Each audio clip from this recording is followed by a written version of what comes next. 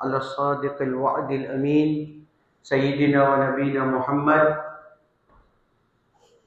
أرسله الله بالحق بشيرا ونذيرا وبين يدي الساعة من يطع الله ورسوله فقد رشد ومن يعص الله ورسوله فلا يلوم إلا نفسه ولا يضر الله شيئا اللهم لك الحمد للإسلام ولك الحمد للإيمان اللهم زدنا علما اللهم بارك لنا في اجتماعنا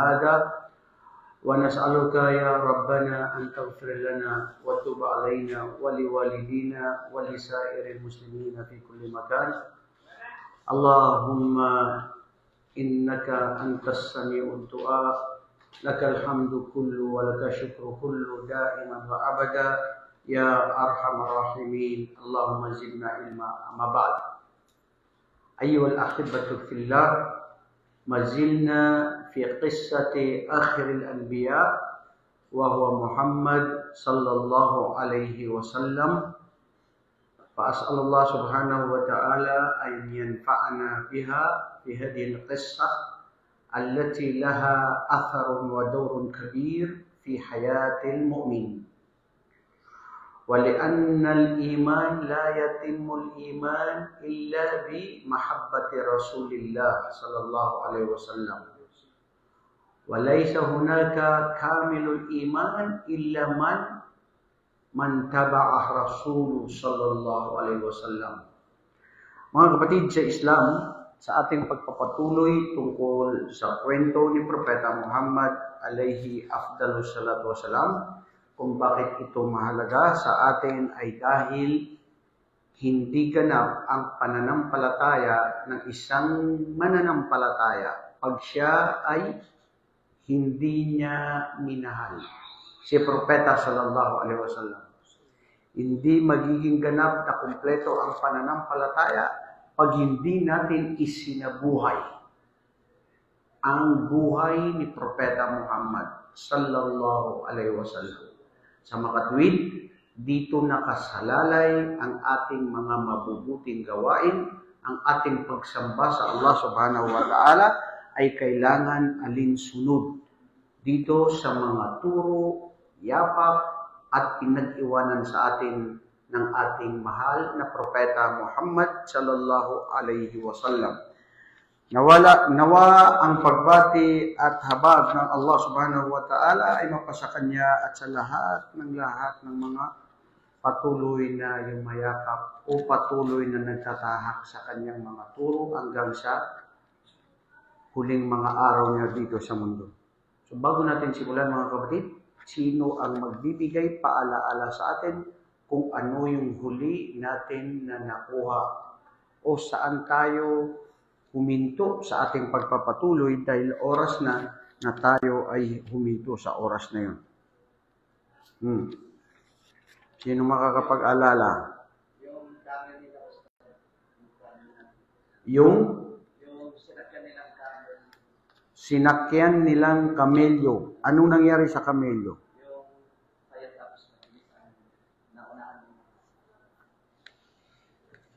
Okay. So, dun pa rin tayo sa pagkabata ni Propeta Muhammad. Nung siya ay bata pa. Wala na siya dun sa pagkasanggol. Nakuha natin nung nakaraan na siya ay kinupkop ni sino? Yung makaalala? Halima As-Sa'diyah bint sino makaalala? Si Halima Sa'diyah, di ba? Ngayon, si Halima As-Sa'diyah, nakuha din natin huminto tayo doon sa nung siya ay nabuksan ng kanyang puso. Yun. Nabuksan ng kanyang puso at hinugasan sa tubig ng Zamzam. Lininis ang puso ni Propeta Muhammad. Tinanggal ang anumang mga sakit o maitim sa kanyang puso. Pagkatapos noon, si Halima ay gusto niyang isauli si Propeta Muhammad, pero nung narinig niya mismo sa ina ni Muhammad na si Amina, na itong si Muhammad ay hindi pa karaniwang bata. Dahil ito ay bago pa siya ipanganak, may mga nakita kong pangitain patungkol sa ang batang ito na sanggol na hindi pangkaraniwan.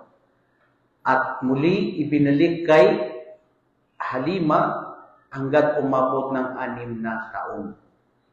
6 na taon, sila ay naglakbay pumunta ng saan? Sa Yathrib. Ang Yathrib, pangalan din niya ang Tayyiba. Dumating sila sa Yathrib para bisitahin ang mga kamag-anak ni Muhammad sallallahu alaihi wasallam sa mga tribo ng Banu Nadir. Ngayon ay nandun din ang mga kamag-anak ni Abdullah. Nakuha natin nung last week na si Abdullah pumunta doon. Isa siya sa mga pinakapaboritong anak ni Abdul Muttalib para mangalakal o magtinda ng mga, alam natin sa Madina, nandun yung mga datilis, na mabuti yung klaseng mga datilis. Pagkatapos noon ay namatay doon ang kanyang ama na si Abdullah. Nung namatay doon si Abdullah, si Propeta Muhammad sallallahu alaihi wasallam ay nakuha natin na ipinanganak na at hindi pa ipinapanganak, ngunit namatay na ang kanyang ama na si Abdullah. Ngayon, nung pagdating nila sa Madina, ilang araw, ilang buwan, ang kasama ni Amina na ina ni Propeta Muhammad ay si Ummu Ayman. Sila lang tatlo, nagbalik sila papunta ng Makkah, sa Makkah, at doon nabawian ng buhay ang kanyang ina na si Amina. Nasaksiyan ng isang batang ito na musmus pa lamang ang kanyang gulang, ang pagkawalay niya sa kanyang ina, na ang kanyang ina ay namayapa sa lugar na kung tawagin, sino makaalala? Abwa. Sa Abwa. Hindi kalimutan. Ang Abwa, di kalayuan yan sa Makkah. Umigit kumulang 100 kilometers. Ako nasaksiyan ko mismo na nakadaan ako sa Abwa.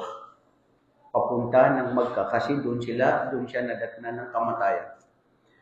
Ay na matakuno, yudrikumul maut. Saan man kayo magtago, saan man kayo naroroon, pag dumating ang kamatayan, oras na. Wala ng lugar-lugar. Kasi kung doon ka datnan ng kamatayan, yun ang nangyari kay Amina.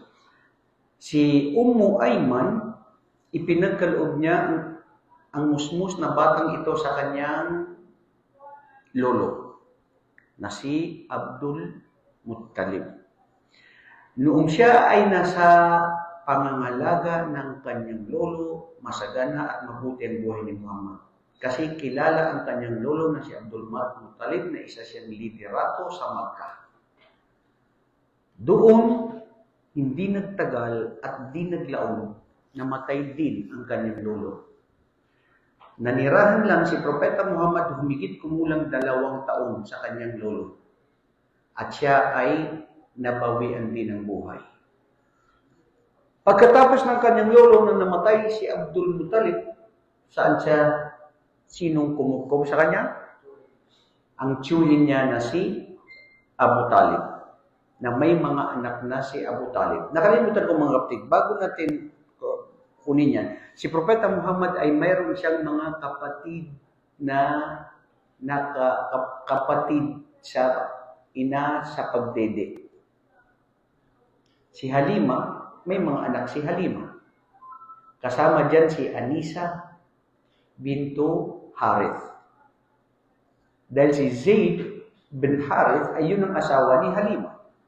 Tapos, siyempre, nanay nila si Halima. So, si Propeta Muhammad sallallahu alaihi wasallam nakadede siya doon. So, kapatid niya sa Rabaa. Ibig sabihin, kapatid niya sa gatas. Bawal sa Islam na pangasawain mo ang babae na parehas kayo na nakadidi sa isang ina. Ganon din ang isa na si Shaima. Na isa rin yun na mayroon ding naikwento na dalawa sila, si Anisa at saka si Shaima, na kapatid ni Propeta Muhammad sallallahu alaihi wasallam sa Rabaa. Ngayon, Balikan natin nung siya ay nandun sa kanyang tiyuhin na si Abu Talib. Anong nangyari? At ano ang naging dawr ni Abu Talib patungkol kay Propeta Muhammad? Si Abu Talib ay may mga anak na. Kasama dito sa kanyang mga anak ay si Ali, na pinsang buo ni Propeta Muhammad sallallahu alaihi wasallam. Naging 8 taon hanggang umabot ng 10 taon si Propeta Muhammad sallallahu alaihi wasallam na nagbibinata na siya.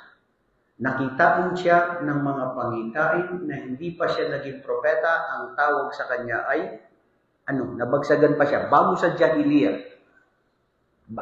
Bago pa dating ang Islam na si Propeta Muhammad na naging siya yung propeta, naganap na propeta, bago pa yun, dahil mayroon tayong tinatawag na Waqtul Jahiliyah, panahon ng kamangmangan, bago pa naging ganap na propeta si Propeta Muhammad, nakilala na tinatawag na siya ay ang kumiya o siya ay tinatawag na As-Sadiqul Amin. Ano yun? As-Sadiq. As-Sadiqul Amin. Ang Amin, mapagkakatiwalaan. Ang Sadiq, makatotohanan. Makatotohanan na pinagkakatiwalaan. Dahil nandoon na sa kanya yung tiwala ng mga tao. Hindi pa siya naging ganap na propeta. Dahil sa busilak ang kanyang puso, maganda ang kanyang pag-uugali, pakikitungo sa mga kapwa-tao, at ganun pa man siya ang isang tao na kailanman ay hindi nakainom ng alak, hindi nakagawa at hindi sumamba sa mga ribulto, at walang napabalita sa kanya na anumang mga uri na gawain ng Jahiliyah. Yan na Muhammad Tahir. So, sino ang makakaalala sa 5 pangalan na binigay natin tungkol kay Muhammad last week? Diba? Hadith yun, nasa Bukhari at Muslim, na sinabi niya na ana Muhammad, wa ana Ahmad, wa ano ba? Wa ana al-mahi alladhi yamhu bihi ish. Ano ibig sabihin ng al-mahi? Sige daw. Review to mga kapatid. Mahirap yung kinukuha natin, kinukwento natin, tapos nakalimutan din yung aral.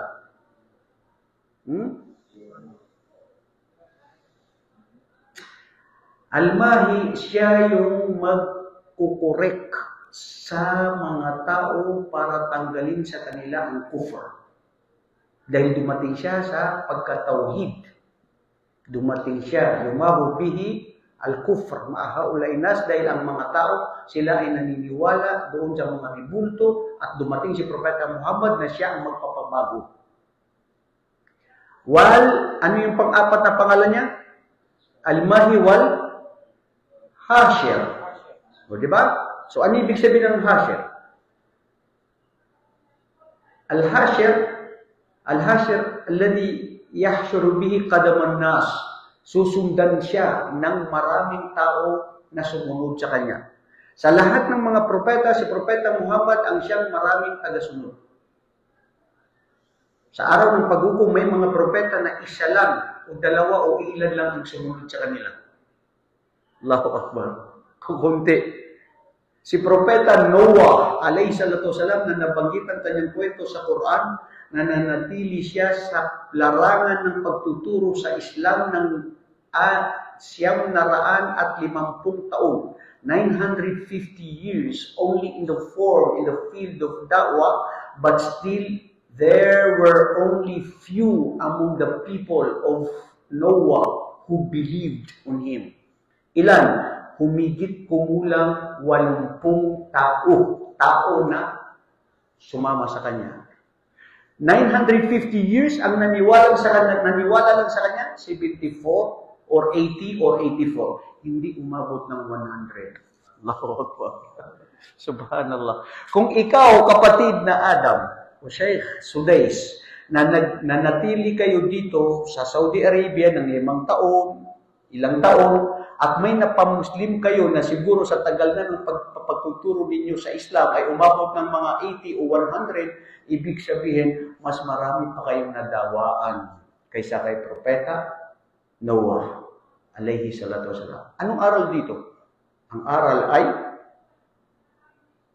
hindi ang gabay ay magmumula sa kahit sinong tao, maliban kung sino ang gagabayan ng Allah. Lasta alayhim bimusaytir ya Muhammad. Wala kang panghawakan na lakas sa kanila, o Muhammad. Tayo, ang mga propeta, maliban lamang sa sila ay magbahagi. Ganun din tayo. Magbahagi lang. Maniwala, hindi ang mga tao, khaliwali. Nasa kanila yun. So, si Propeta sallallahu alaihi wasallam, nagbibinata na siya. Umabot sa ang kanyang edad ay 12 o sa isang riwaya, umabot ng 14 na taon. Sino sa inyo ang naalala niya nung siya ang edad niya ay 14 na taon? Nasaan ka nung? 14 years old. Nasaan ka? Second year high school. Oh, parehas tayo ba eh? Second year high school ako nung ako ay 14 years old. Ano? Anong unang nagka-jowa? Bro. Nag-jowa ka na doon, Ismail? Sa oras na yun? Hindi pa yung uso, bro. Yung sa oras na yun, mga crush, papilan, di ba? Umahanga, ganyan. Si Propeta, sallallahu alaihi wasallam, sa oras na nung siya ay 14 na taon gulang o 12 taon gulang, ay siya ay naglakbay sa lugar na kung tawagin Al-Basra. Al-Basra ay tawagin sa Sham. O itong ngayon ang tinatawag nilang Syria. Bakit, mga kapatid? Pinasama ng kanyang tiyuhin. Sino?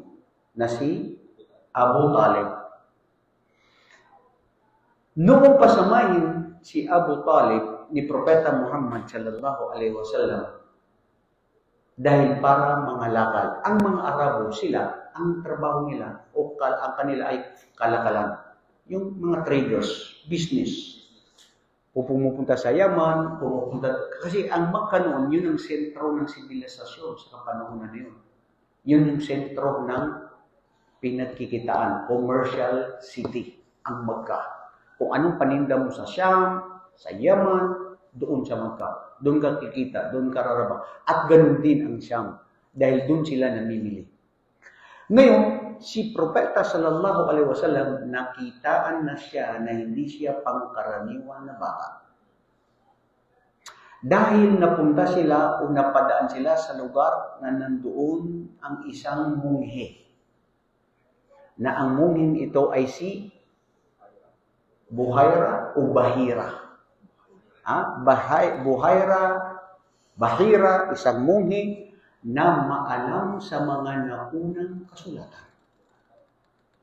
Kasulatan ng mga nauna o sawagin natin lumang tipan na nandoon ang kwento na may darating na propeta pagkatapos ni Propeta Isa alayhi salatu wasalam. Sa isang riwaya, si Propeta Muhammad sallallahu alaihi wasallam, tatapot siya ay bata pa lamang, tapos may dala-dala silang mga gamit sa kanilang paglalakbay, disyerto kaya. Tapos nakasakay sila ng kanilang mga kamelyo o kanilang mga tupa, dala nila. Ngayon, si Propeta ay ginawang tagabantay doon dahil pinapasok sila ni Bahira. Yung daw, sabi ng mga pantas, ay minsan ginagawa yung ni Bahira. Pero nagkataon sa oras na yun, ay talagang itinakda ng Allah subhanahu wa ta'ala ang pangyayari. Nung napadaan sila, may nagtanong si Bahira, sabi niya, sino ba kasama niyo? Sabi niya, wala lang, kami lang, pero meron kami isang tagabantay. Sabi niya, bakit hindi niyo pasamahin dito? Nung nakita ni Bahira, siya na mismo ang nakapagtuklas kay Propeta Muhammad sallallahu alaihi wasallam na siya ay magiging propeta. Palagay niyo, ano ang bakas na nakita niya kay Propeta?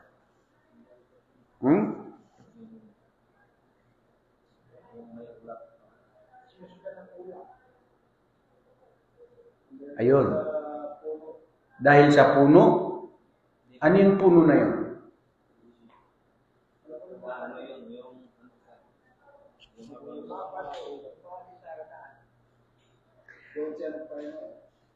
Correct. Sa isang riwaya, ang punong yun ay hindi basta yun basta papahingahan ng kahit sino. Maliban sa iso'y mga propeta. Nabanggit yun sa isang riwaya. Ganun din nakita ni Bahira na mismo ang puno ay parang siya ay nagbigay, ano ba tawag ito sa Tagalog? Nagbigay pugay kay Propeta Muhammad. Si Propeta sallallahu alaihi wasallam, anuman ang nadadaanan niya, puno, mga bato, o anuman pati ang araw, hindi dire-diretso ang araw na siya ay sinisikatan ng araw. Dahil may mga ulap na parang kumbaga tinatakpan si Propeta sallallahu alaihi wasallam. Ang mga pangitain na ito ay nakita ni Bahira nung siya ay parating doon sa kanila nung siya ay papasukin. Falamma balaga Rasulullah sallallahu alaihi wasallam 12 sana. Yun, correction.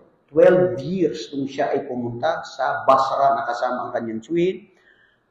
12 sana wa shahrain wa 10 ayyam, masyaallah. Sa Rahikul Maktum itong sinulat nila dahil isa sa nabigyan ng magandang pagkasulat sa sira ni Propeta Muhammad na nagkaroon ng award dahil marami itong sira.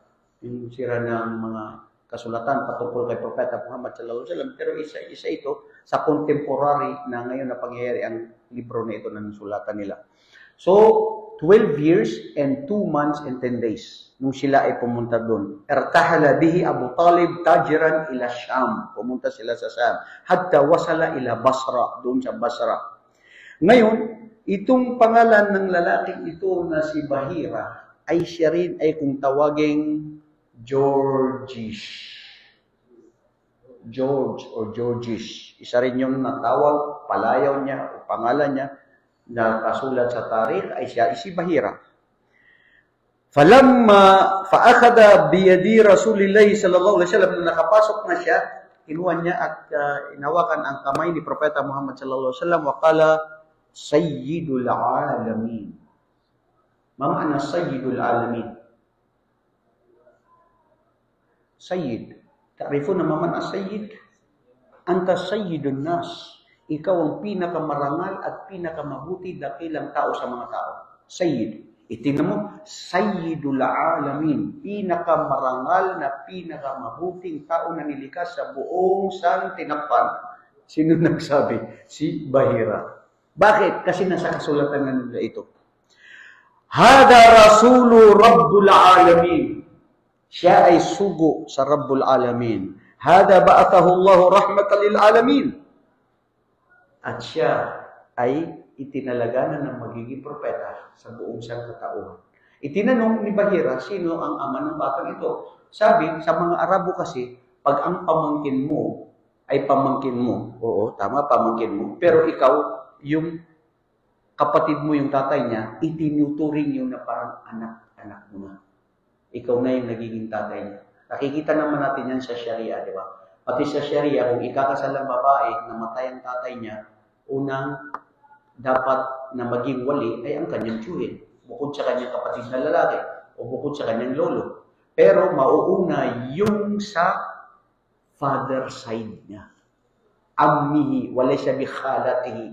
Kasi pag sinabi mo yung khal, tiyuhin niya sa nanay niya. Pero ito, tiyuhin niya sa mismong kapatid niya na si Abdullah, na kapatid ni Abu Talib. Sabi niya ako, sabi niya hindi. Kasi ang batang ito ay wala ng magulang. Sabi niya, bakit mo alam? Yun, doon na nagsimula ang pangitain patungkol sa kanya. At sinabi niya, Innakum hina ashraftum minal uqbah lam yabqa hajar wala shajar illa kharra sajidan. Tingnan niyo, ang mga pangitain na nakita niya, dahil wala akong nakita na sa pagkadakila ng batang ito na wala siyang nadaanan sa mga bato, mga kahoy, punong kahoy, maliban sa sila ay nagpupugay o nagpapatira pa kay Propeta sallallahu alaihi wasallam. Wala tasjuda illa lin-nabi. Hindi yan magpupugay ang mga yan, maliban kundi ito ay nabi. Wa inni a'arifu dhalik bi khatamin nabi asfal min wudurihi katafaihi mithlul tafaha. Ano ibig sabihin nun? Dahil mayroon ding seal ng pagkapropeta kay Muhammad sallallahu alaihi wasallam. At yun ay nakita din ni Bahira sa kanya. At noong sinabi niya ito, wa ana najidu fi kutabina najidu hada fi kutubina al-sabiqa thumma akramahum bid-diyafa. At pagandang pakitungo na ginawa niya kay propeta at sa mga kasama niya, wasala Abu Talib an yarudduhu wa la yuqaddimu bihi ila Syam. Pinakiusapan si Abu Talib na bumalik kayo at huwag na kayong tumuloy sa Basra. Bakit? Manghuhula yata si Basra. Si Buhaira, manghuhula ba siya? Hindi siya manghula, Ustad. Nandun daw sa kutub nila eh.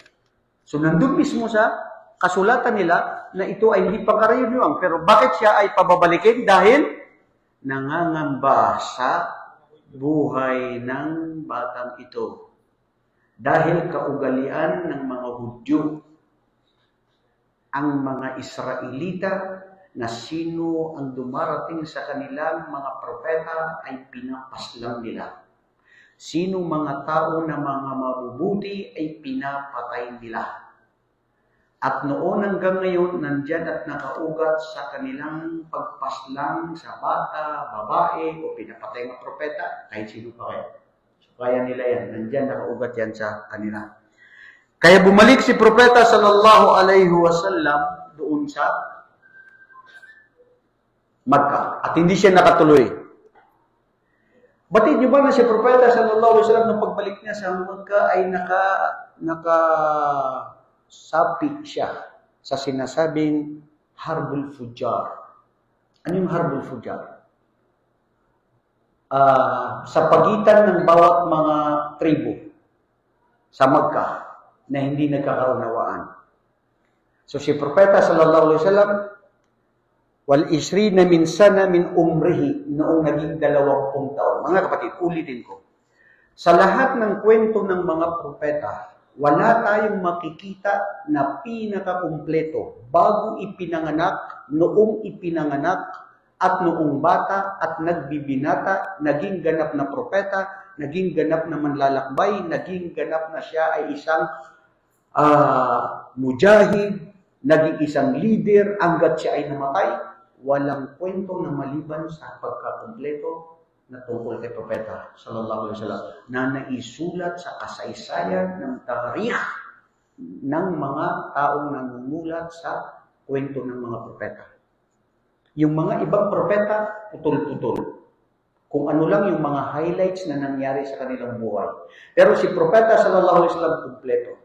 So hindi natin sabihin 90%, 95% na ikwento lahat. At by stages na nangyayari. Nung edad niya ay siya ay 20, ay nandoon din siya sa nabantayan niya o nasaksihan niya ang hidwaan sa pagitan ng mga ito sa kanilang pag-aaway-away sa Fujar. So ibig sabihin, si propeta sallallahu alaihi wasallam naging ganap ng 20 at siya rin, si propeta ay unang trabaho niya ay siya ay naging pastol. Anong aral dun? Ang aral kasi, walang mga propeta na maliban na halos karamihan sa kanila ay naging bantay ng mga tupa o mga kambing. Dahil ang aral doon ay para patibayin ang kanilang pagtitiis. Nabanggit kanina ni Sheikh ang tungkol sa mga sabar.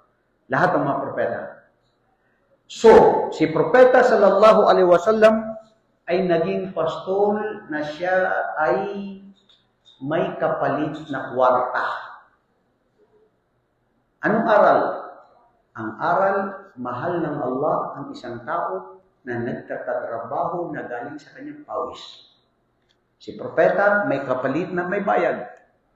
Isang riwaya na minsan si propeta sallallahu alaihi wasallam, sila ng kanyang kaibigan, kasi meron siyang kaibigan doon sa oras niya na sila yung tagapatay sa mga pastol, sa mga tupa na yun. Tapos nung kukuha sila ng kanilang sweldo, nagkataon na si propeta isa siya sa pinakamahiyain na lalaki na hindi mahilig magsalita ng marami. ngumingiti na paminsan-minsan, nagsasalita ng mga pili ang salita, na pag nagsalita ay may kapupulutan na aral. So, nung papunta sila doon para kunin, nagsabi siya doon sa kanyang kaibigan, ikaw na lang ang makikuha doon sa aking sweldo. So, pumunta siya doon, nadatnan niya doon kasi sa isang riwaya, nagtatrabaho sila doon sa kapatid ni Khadija, na isang babae, na may kaya din. At narinig niya ni Khadija ang pangalan na Muhammad. Sabi niya, saan yung kasama mo? Sabi niya, hindi daw muna siya, ako na lang daw kukuha sa kanya. Sabi ni Khadija, sino ba yun? Sabi niya, yun si Muhammad. O ano ba tungkol sa kanya? Allahu Akbar. Nasabi ang patungkol kay Muhammad na Sadiqul Amin, pinagkakatiwalaan, marangal, mabuti, walang naiwan na bakas na kwento patungkol sa kanya, lahat kabutihan, sa pangalan na Muhammad ay namanghana at nabighani. Right term, nabighani sa Tagalog. Sino? Si Khadija kay Muhammad, doon pa lang sa pangalan niya at mga magandang kwento patungkol sa kanya. Si Khadija, ang problema niya, dahil sa yaman niya, wala siyang gaanong sinong pwedeng pagkatiwalaan sa kanyang yaman. Dahil 2 beses siyang nabiyuda na nagkaanak na doon sa kanyang mga naunang asawa. Sa unang asawa niya, nagkaanak din siya ng 2. Sa isa, ganun din. So, subhanallah, samrano, nasa kanyang sulubay talibata. Ano ba yung hadith ni Propeta sallallahu alaihi wasallam? Sabi niya, tazawwajul waduda fa inni mukaththiru bikum yawmal qiyamah.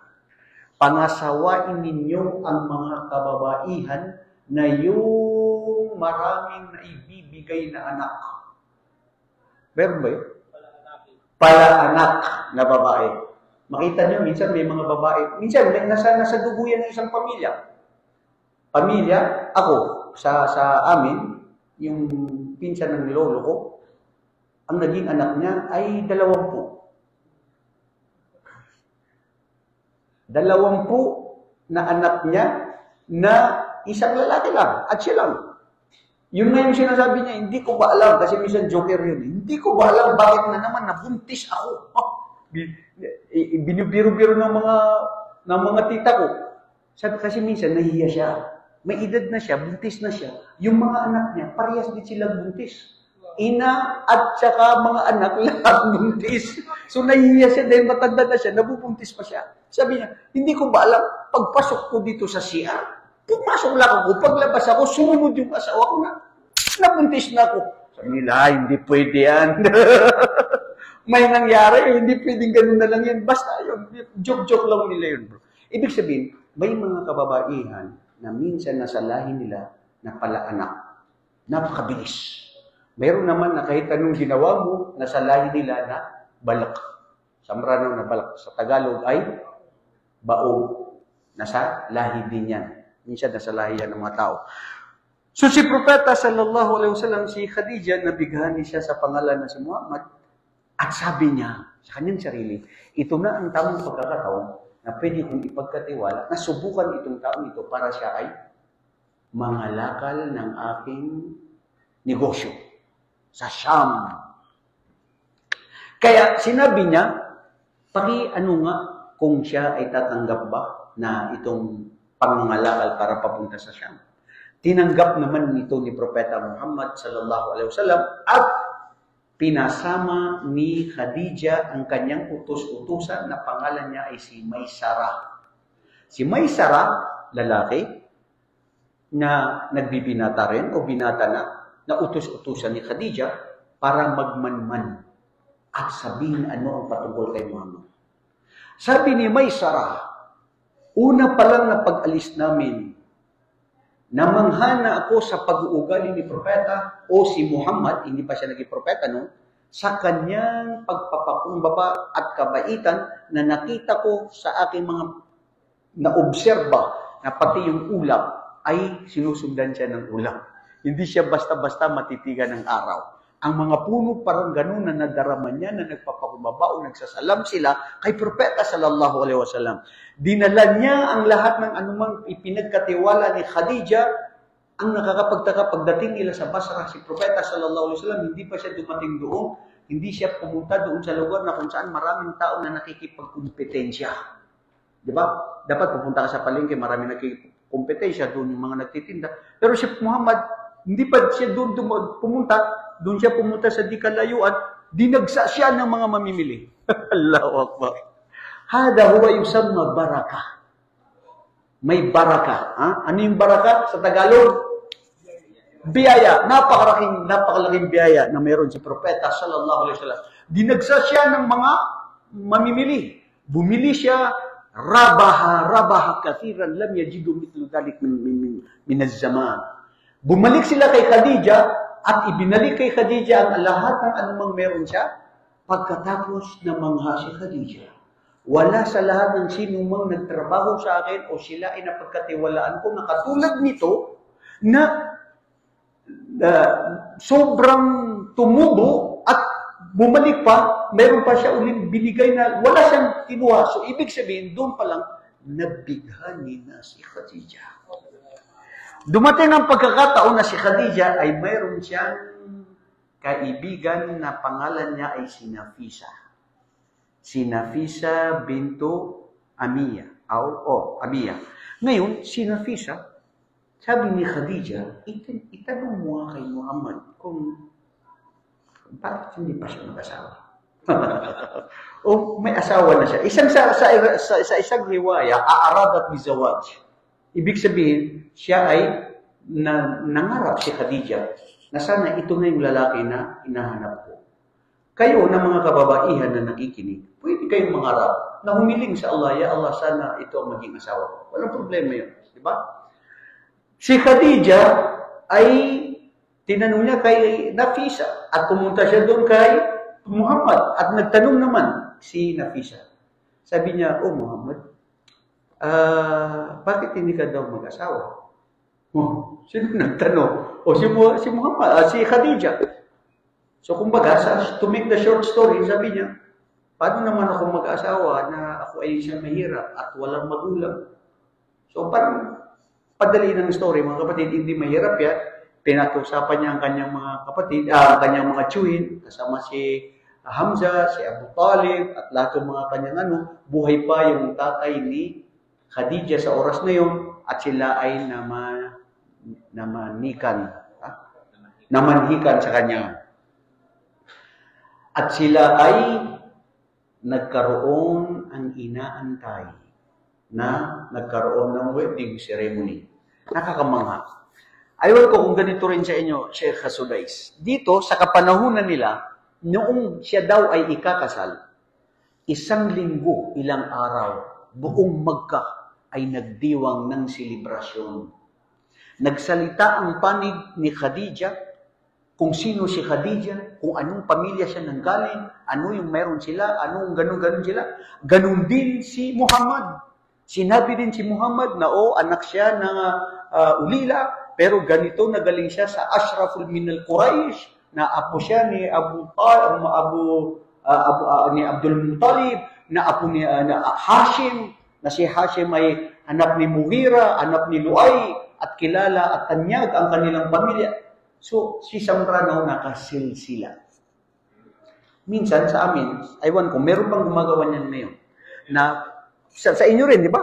Dapat lang, di ba? Isa yun sa kultura ng mga Arabo noon na masih ngayon, nananatili pa rin yan, na kung bago sila itatanong, sino galing ka pamilya? Bro, siyempre naman, al-Muslimu ala syuruti. Ang Muslim, nandun siya sa kondisyon. Minsan sinasabi nila, bakit hindi ito tinanggap? Hindi tinanggap Wala kang magawa kung hindi siya tinanggap. Di ba? Nasa kondisyon. Kung gusto ng babae, kung gusto ng pamilya ng babae, kung hindi niya gusto, kung hindi, pati na sa pagbebenta. Sabi ni Propeta sallallahu alaihi wasallam, hindi magiging ganap ang bayani, ang nagtinda, ang dalawa, hanggat hindi sila naghiwalay, na sila ay nagkasundo. So, ibig sabihin, maski ikaw ay namanhikan ka at hindi mo nagustuhan at may nakita kang hindi mabuti sa kanila, sa pamilya, o may nakita kang aib sa babae, pwede kang mag-withdraw. Anong gusto mo? Isasuffer mo ang buhay mo na hindi mo pala ito gusto, tapos nakasal na kayo. Tapos, di ba? So, ibig sabihin nun, may kondisyon. Si Propeta sallallahu alaihi wasallam, yun na nangyari. Hanggat sila ay nakasal. Noong naganap na si Propeta sallallahu alaihi wasallam ay nakasal kay Khadijah radhiyallahu anha, binyayaan siya dito ng 6 na anak. 4 na babae at 2 lalaki. Sa mga kalalakihan, siya ang tawagin si Al-Qasim. Lidhalik, kunyatun Nabi sallallahu alaihi wasallam yaqulu lahu Abu Qasim. Si Qasim ay namatay si Qasim sa edad na 1 taon o 2 buwan. Sanggol pa, paliit pa lang, namatay na si Qasim. Sumunod sa kanyang mga anak ay si Zainab, pagkatapos ni Zainab ay si Ruqayya, pagkatapos ay si Kulthum, at pagkatapos si Fatima. At ganun din si Abdullah, na isa niyang anak na lalaki. Si Abdullah, ang tawag din sa kanya ay si Tahir. Tinatawag din siya na si Tahir, si Abdullah. Lahat ng kanyang mga anak, lalo na yung mga lalaki, maliliit pa yan, namayapan na sila.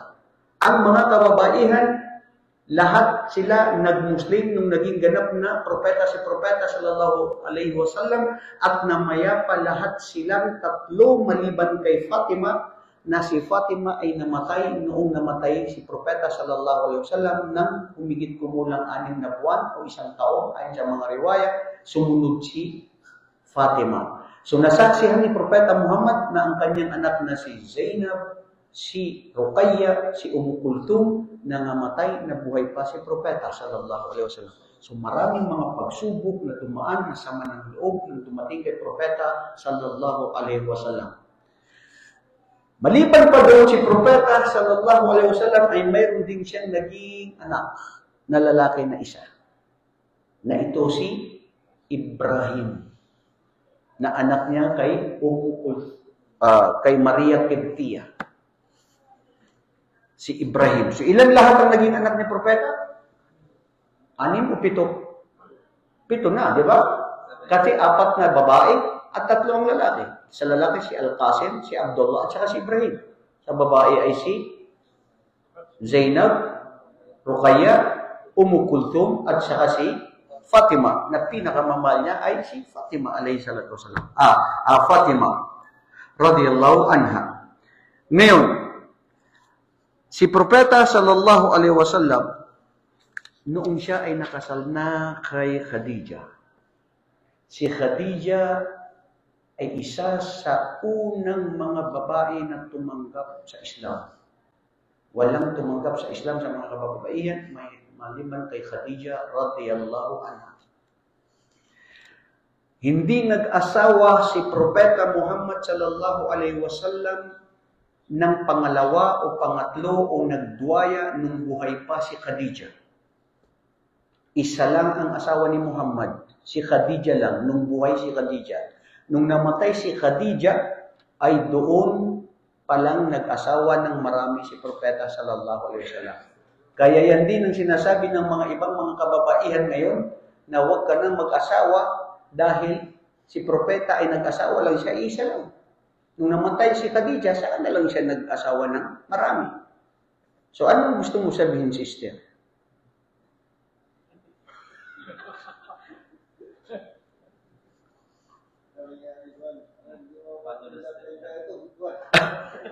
Bro? Nakalive pala tayo, no? Sorry, sister. May punto ka. Pero, ang punto doon kasi, lahat nito may hikma, may dahilan. Pero wag mo namang gawing dahilan. Nasabihin mo na si Muhammad na isa lang asawa, na nag-asawa lang siya nung namatay na yung si Khadijah. Diba? Propeta siya ng Allah subhanahu wa ta'ala, at may mga dahilan kung ano ang nangyari sa mga panahon na yun. At nag-asawa si Propeta sallallahu alaihi wasallam ay dahil sa awa at habag sa mga kababaihan. Fi ahdi al-Makki. Ano na ang nangyari? 40 taon si Khadijah. Si Muhammad sallallahu alaihi wasallam ay 25 taon ay nagkasal sila. Age doesn't matter when it comes of love and marriage. Correct yan. Yan ay nasa tadhana. Nandun yan sa qadar kung ano ang itinakda. So, ang nangyari dito, nung sila ay naganap na kasal, namuhi na si Propeta sallallahu alaihi wasallam, marami ng mga pangitain na nakita patungkol sa kanyang kabutihan, tungkol sa kanyang pagiging mabuting ama, sa kanyang mga anak, hanggang dumating ang isang hindi inaasahan na pagkakataon na si Propeta ay nakikita niya ang kadiliman sa Makkah at siya ay nagninilay-nilay na pumupunta sa mga bundok. Pumunta siya minsan sa bundok ng Hira sa Makkah. Sino nakapunta sa inyo sa bundok ng Hira ngayon? Ha? Sa inyo wala? Buti pa yung mga nag-hajj nakapunta. Sheikh Sudais, sana minsan pag nag-umro tayo, programa natin punta tayo dun sa Hira na yun. Dun sa pinaka 1,000 steps. Mas nainggit ako sa mga nag-hajj na nakapunta na sila. Ako, nasisilayan ko lang nakikita. Pero hindi rin ako nakaakyat. Hada ilmun fina ya Sheikh. Wallahi, hindi naman obligado na pumunta ka.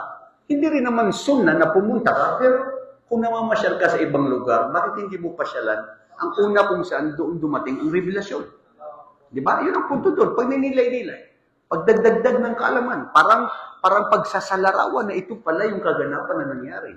Pero sa totoo lang ngayon, magandang ginawa nila. Kasi nilagyan nila ng mga hagdanan. Tapos meron pang hawakan na gano'n. Pwede doon yung mga tigulang na sige lang sila mag-ano. Basta kakayanin nila yun. So, si Propeta sallallahu alaihi wasallam, alam natin na dalawa ang uri ng buhay na nangyari sa kanya nung siya ay naging ganap ng propeta. Al-ahdul Makki wa al-ahdu al-Madani. 13 sana fi Makkah wa 10 sanawat fi Madinah. 3 years si Propeta sallallahu alaihi wasallam nung siya ay naging ganap ng propeta na ito ay sekreto ang dawa. Hindi pwede lantaran at bunyag. Dahil mapapahamak sila. Dahil kukunti lamang sila. Dahil wala silang lakas. Dahil ito ang ipinag-uutos sa kanya ng kanyang Panginoon. Ang pananampalataya sa isang tao, sa kahit sino sa atin, sa pagdadaawa, ito ang mga aral. Malumanay. Huwag biglain ang tao. Huwag obligahin ang tao. Si Propeta, inunan niya ang kanyang sarili at ang kanyang mga pamilya. وَأَنْذِرْ أَشِيرَتَكَ الْأَقْرَبِينَ. Ipalaganap at babalaan mo ang iyong mga malapit sa iyong buhay, sa iyong mga pamilya. Si Propeta sallallahu alaihi wasallam, nung siya ay naging ganap na 40 taon, dito niya natanggap ang unang revelasyon sa Mount Hira na kung saan natanggap niya ang 5 talata sa Quran o 6 na talata na ito'y sa Suratul Alaq. Iqra bismi rabbikal ladzi khalaq. Khalaqal insana min 'alaq. Iqra wa rabbukal akram. Alladzi 'allama bil qalam. So makikita natin dito mga kapatid, si Propeta sallallahu alaihi wasallam nung una itong bumaba sa kanya, sa kanyang pagninilay-nilay. Dito rin ang dalil mga kapatid. Sa Islam, ang pagninilay-nilay mo sa mga paglikha ng Allah subhanahu wa ta'ala sa mga kalawakan na ito, sa pamamagitan ng ikaw ay nagaganda ng loob mo na nagsasabi, Alhamdulillah, Masya Allah, Tabarakallah, inna fi khalqis samawati wal ardi wa ikhtilafil layli wan nahari la ayatin li ulil albab ila akhir hadhihi al-aya kullu ma yata'allaq anil ibadah. Yung na isang uling papuri at pagluwalhati sa Allah subhanahu wa ta'ala sa pamamagitan ng pag-appreciate mo sa mga nilikha ng Allah. Si Propeta, unang natanggap niya ang talata na Iqra. Anong aral doon, bro? Kung ikaw ay tatanungin. Bakit hindi dumating sa kanya na unang talata na u'bud, sambahin mo, sumamba ka. O, di ba? Bakit dumating ay Iqra? Bakit unang dumating ay magbasa ka? Bakit hindi nilikha tayo dito sa mundo para sumamba? Di ba? Wa ma khalaqtul jinna wal insa illa liya'budun. So bakit hindi unang naging talata ay sumamba ka? Hindi yung ikra. Ikra ang unang bumaba. Palagay niyo.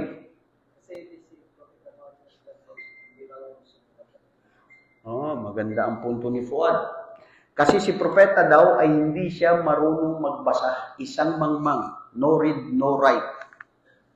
So kailangan lang magbasa siya. Hindi nga siya marunong bumasa. Hindi rin siya marunong magsulat. Hanggang naging ganap na siya propeta. Natuto siya sa mga wahi ng Allah. Di ba? Nababasa o siya ay si propeta sallallahu alaihi wasallam ay nakakapagsalita ng diretso. Wa ma yantiqu anil hawa in huwa illa wahyun yuha. Yun ang dalil natin. Si propeta hindi kailanman pwede magsalita yan maliban sa ito'y kapahintulutan at kagustuhan ng Allah subhanahu wa ta'ala. So aral din doon ay dahil ganito na lamang kahalaga ang pananaliksik ng kaalaman. Bago mo sambahin ng iyong tagapaglikha ang Allah subhanahu wa ta'ala, kailangan mayroon kang kaalaman kung paano mo siya sambahin. Huwag ka lang sumamba na narinig mo, nakita ko, na wala kang basihan, na wala kang malalim na kaalaman. Dito rin nagpapatunay na ang isang maalam ay mas mahal at kalugod-lugod sa Allah. Dito rin ang isang pag-uutos na kung saan sa pamamagitan ng pagsamba, ito ay isang uri, ang pagbabasa o pananaliksik ay isang uri ng pagsamba sa Allah subhanahu wa ta'ala. So, unang inaatas kay propeta ay magbasa. Sabihin mo, basahin mo, tuklasin mo, alamin mo ang iyong tagapaglikha ang Allah subhanahu wa ta'ala. Mga kapatid, ang aral dito, huwag natin sambahin ng Allah na ayon sa ating puro-puro at opinyon o kagustuhan ng sarili o narinig mo o anuman maliban sa ito ay may sapat na dalil sa Quran. Kanina pinag-uusapan dito yung pagmamahal kay propeta sallallahu alaihi wasallam. Ang arkan o apat na haligi na pagmamahal sa propeta o sinasabing ashhadu anna Muhammadan Rasulullah. Alamin niyo ito mga kapatid. Dahil tayo ang pinag-aaralan natin ay talambuhay ni propeta sallallahu alaihi wasallam. Hindi magiging ganap na totoong mahal mo si propeta kung hindi mo malaman at hindi mo sasaliksikin at alamin ang mga kwento patungkol sa kanya. Sa haligi ng pagsabi mo na ashhadu anna Muhammadan Rasulullah, una kinakailangan dito ay ta'atun fima amar. Ang pagsunod sa anumang lahat na ipinag-utos na sinabi ni Propeta Muhammad sallallahu alaihi wasallam. Pangalawa, as-sidqun fima akhbara. Ang ibig sabihin ay ang pag-sidq. Paniwalaan, ano pa? May mas matibay sa sidq. As-sidqun fima akhbara. Paniwalaan, panindigan, tiwala, na totoo na walang pag-aalinlangan sa ano ang sinabi ni propeta, ano ang patungkol sa kanya ay ganap na totoo na nangyari na walang pawang kasinungalingan. Totoo na lahat ay totoo. Pinaniwalaan mo yun. Nagtiwala ka na doon. Walang pag-aalinlangan. Ang sino mang mag-alinlangan kay propeta, ang sino mang pasinungalingan niya si propeta Muhammad, labas ito sa Islam. Pangatlo, ay ang nahyun fima naha anhu. Kung anong ipinagbawal ni propeta sallallahu alaihi wasallam ay ipagbawal mo rin. Si propeta sallallahu alaihi wasallam hindi siya nagpapabawal, hindi nag-utos maliban ito ay mula sa Allah subhanahu wa ta'ala. Yun yung dalil patungkol sa sinabi natin kanina. At ganun din, wa ma atakumur rasulu fakhudu wa ma nahakum anhu fantahu. Anong idinating sa inyo ni propeta na kanyang sinabi sa inyo, panghawakan at gawin ito. Anong ipinagbawal, ipagbawal. Ang pang-apat, bakit pinadala si propeta sallallahu alaihi wasallam? Dahil siya ang ehemplo at siya ang dapat tularan at siya ang dapat sundin saan? Sa lahat ng kanyang mga turo. Ibig sabihin, an la ta'budallah illa ma syara'a bihi. Hindi mo pwede sambahin ang Allah. Huwag natin sambahin ang Allah maliban sa ang pagsamba natin sa Allah ay naaayon sa turo na pinag-iwanan sa atin ni Propeta sallallahu alaihi wasallam. Si propeta, kung paano niya sinamba ang kanyang tagapaglikha, ganun din tayo. Sasambahin natin ang Allah sa pamamagitan ng kung paano siya sinamba ni propeta sallallahu alaihi wasallam. Diyan magiging ganap na totoo tayo sa paninindigan at paniniwala patungkol kay propeta sallallahu alaihi wasallam. Nung dumating na siya ay magbasa, nagsabi si propeta sallallahu alaihi wasallam, "Ma ana biqari", hindi ko kayang basahin, hindi ko alam paano magbasa. Unang beses, dalawa hanggang pangatlong beses, "Iqra bismi rabbikal ladzi khalaq." Nung nabasa ito ni propeta sallallahu alaihi wasallam, nanlamig siya, may kunting pangamba at nanginginig. Sino ba naman hindi nanginginig sa unang araw na buong buhay mo nakita mo ang ganung klase na tao, naniyakap ka at sinuutusan kanya na magbasa? Dumating siya sa kanyang asawa kay Khadija. Unang pagdating niya, "Zammiluni, Zammiluni, o Khadija, ako ay balutin mo ako, o kumutan mo ako." Anong ginawa ni Khadija? Yan ang susunod, insyaAllah, na ating tatalakayin sa susunod na linggo. Bi'idnillah, jazakumullahu khairan, kataballahu ajrakum. Assalamualaikum warahmatullahi wabarakatuh.